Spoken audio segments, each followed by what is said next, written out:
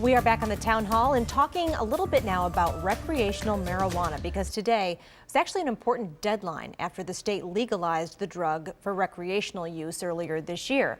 Towns and municipalities had until today to decide whether to opt out of having cannabis dispensaries and/or consumption sites in their areas. But any town that opted out by today will still have the chance to opt back in next year.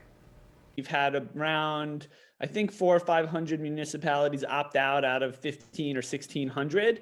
And that may sound like a lot, but in reality, when you look at it from a population perspective, the majority of people in New York State live somewhere that could potentially have a dispensary because you have New York City, Buffalo, Syracuse, Rochester, all of the bigger, Albany, we did expect to see some municipalities opting out of those social consumption sites just because that's a very new thing. That's not a common thing that's happened around the country to have those social consumption sites.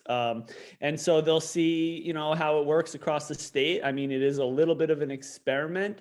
And then they could always opt back into those social consumption sites, later down the line if they, feel like it's something that their residents and citizens want to do. So last night, our Rob Hackford worked on this story and put together a web resource compiling all of the Erie County towns and villages that opted out by today's deadline. So if you don't see where you live listed on this, it means they've opted into the program once the state gets it up and running.